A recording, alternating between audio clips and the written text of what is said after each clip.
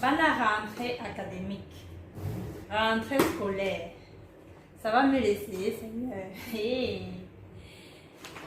Oh. Ou quelles sont les techniques et les astuces pour pouvoir réussir son année académique? Je cherche. Il paraît que Sonia 15 a fait une vidéo pour nous donner les astuces qu'il faut. Alors regardez.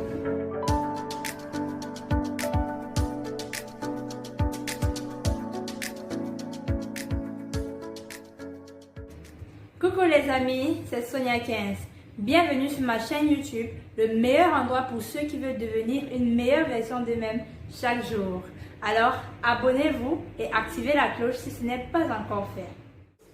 Ou quelles sont les meilleures techniques, les meilleures astuces pour réussir son année académique? Vous savez, nous les étudiants, nous savons à quel point ça peut être galère de préparer son année académique. Apprêter les choses, on se demande bien quelles sont les techniques et les astuces à utiliser pour pouvoir avoir une année académique réussie. Comment éviter l'échec, le redoublement, oui. Alors, dans cette vidéo, vous aurez exactement les meilleures astuces pour réussir votre année académique, selon moi. Si vous avez déjà des techniques et astuces que vous utilisez pour réussir votre année académique, s'il vous plaît, partagez-les-moi en commentaire, j'aimerais bien les lire. Et aussi, ça pourra aider d'autres personnes qui viendront lire les commentaires. Merci. Aujourd'hui, vous voulez bien préparer et ainsi réussir votre année académique. Vu les conditions sanitaires, c'est sûr que nous n'avons pas une rentrée académique pareille depuis les dernières décennies. Le port des masques, la distanciation sociale, c'est clair que tout ça, c'est pas habituel. Mais est-ce que dans la Team 15, nous allons nous laisser conditionner par les conditions? Non. Est-ce que dans la Team 15, nous allons nous laisser désemparer? Non. Alors, voyons comment réussir notre année académique. La première des choses est d'avoir un winning mindset, l'état d'esprit de gagnant. Dans ça, vous devez déjà être capable de vous voir en train de gagner, en train de réussir votre année. Donc, cela consiste à avoir une vision du processus et de l'arrivée. L'arrivée, vous devez déjà vous voir en train de gagner, en train de réussir votre année. Comment est-ce que vous vous sentirez bien à ce moment-là? Comment est-ce que vos proches seront fiers de vous? Les sensations que vous aurez, l'émotion, la joie que vous allez ressentir à ce moment-là. Comment la joie de savoir que vos parents, vos amis, vos proches sont fiers de vous, les ressentir, voir tout le bien-être que vous allez en tirer et puis commencer de là. Le but ici est d'avoir une vision claire et nette de ce que vous voulez atteindre. Dans l'état d'esprit de gagnant, vous devez savoir que toute chose concourt à votre bien. Vous devez avoir vos pensées positives et être bien organisé. Si vous voulez plus de détails sur le winning mindset, l'état d'esprit de gagnant, je vous ferai sûrement une vidéo plus tard sur le sujet. Laissez-moi en commentaire si cela vous intéresse d'avoir une vidéo sur le winning mindset. Puis, vous devez vous fixer des objectifs. C'était impossible de faire ça. C'est juste primordial pour pouvoir atteindre un quelconque but. Si vous voulez réussir votre année académique, vous devez avoir des objectifs clairs et précis que vous voulez atteindre. Je prends un exemple tout simple, votre moyenne. Si vous vous dites que vous voulez juste avoir une moyenne plus élevée que l'année passée, vous allez sûrement avoir une plus grande moyenne, mais pas nécessairement ce que vous voulez atteindre. Je m'explique. Si l'année dernière, vous avez une moyenne de 10 de moyenne, et puis cette année, vous voulez un 15 de moyenne, et vous vous dites, je veux une plus grande moyenne. À la fin de l'année, même si vous avez 10 et demi, vous aurez réussi ce que vous vous étiez fixé au départ parce que vous avez une moyenne plus élevée que celle de l'année dernière. Alors que si vous fixez un objectif d'avoir 15 de moyenne, c'est que là, vous allez tout mettre en marche pour pouvoir atteindre ces 15 de moyenne-là. Et la probabilité pour que vous atteigniez ces 15 de moyenne-là est plus grande. Et si possible, si vous pouvez l'écrire même sur un papier ou bien sur un vision board, un tableau de vos visions, ce sera encore mieux. Comme ça, vous l'aurez tout le temps en face de vous pour savoir quel est l'objectif ou quels sont les objectifs que vous voulez atteindre.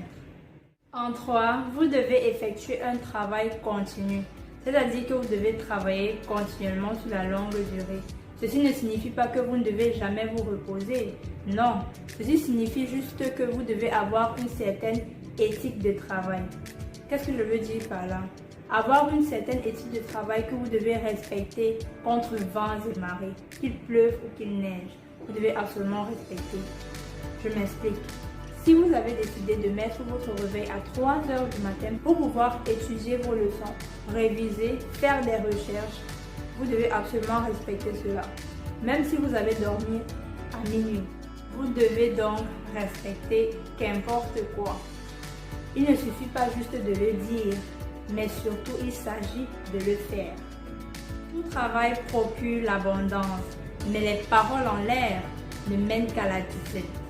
De savoir se faire violence, même si c'est juste un peu. Oui, nous savons que le sommeil de 4 heures est très sucré. Mais n'aimons pas le sommeil de peur de devenir pauvre. En 4, nous avons la préparation matérielle. Oui, je parle bien des fournitures scolaires. Likez la vidéo si ce conseil résonne avec vous. La préparation matérielle est super importante parce que même si vous avez l'état d'esprit de gagnant du monde entier, si vous n'avez pas un stylo ou un PC, dépendant du domaine bien sûr, rien ne va se passer. Donc, achetez les fournitures scolaires. Dû aux conditions sanitaires, certains cours se feront en ligne et d'autres en présentiel. Pour les cours en ligne, vous aurez juste besoin d'avoir un PC ou un téléphone pour ceux qui ont souvent des problèmes de micro, avoir une connexion internet, des stylos et des cahiers pour pouvoir prendre des notes. Ce n'est pas parce que nous sommes à la maison que nous devons plus prendre les notes, donc faisons très attention.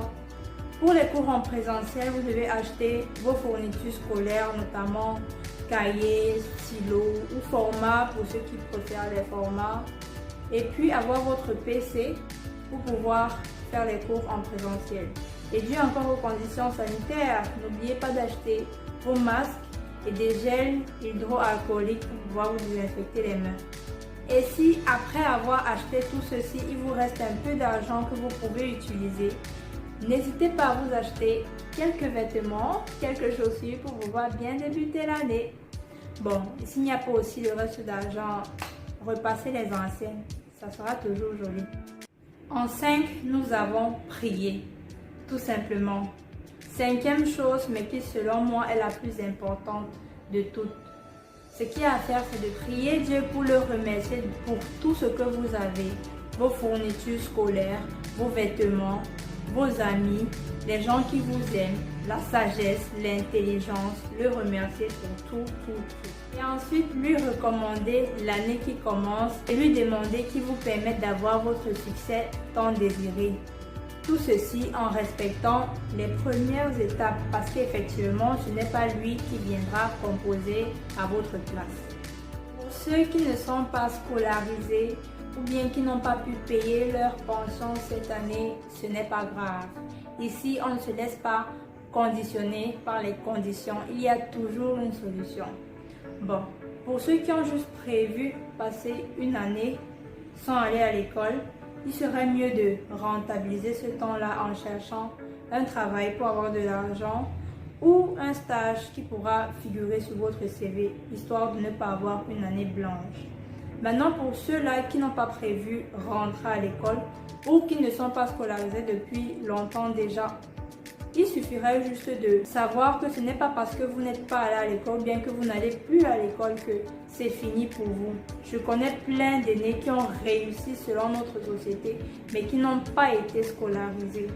Et si cela ne suffit pas, vous n'avez qu'à vous inspirer des personnes qui ont réussi selon notre société et réussir aussi. Je vais citer le créateur d'Apple, le créateur de Microsoft, le créateur de Facebook, et vous les connaissez mieux que moi. Donc, inspirez-vous des personnes qui vous inspirent, vous particulièrement, pour pouvoir réussir selon ce que vous définissez à vous-même comme étant une réussite. Donc, big up à vous. Dites-moi si vous allez mettre en pratique les astuces que je viens de partager avec vous dans cette vidéo. Si oui ou sinon, j'aimerais bien savoir. Et sinon, laissez en commentaire les raisons pour lesquelles vous n'allez pas les mettre en pratique. Selon le sondage que nous avons fait en stories Instagram et Facebook, il en a découlé que la prochaine vidéo sera roulement de tambour. Pourquoi aller à l'école?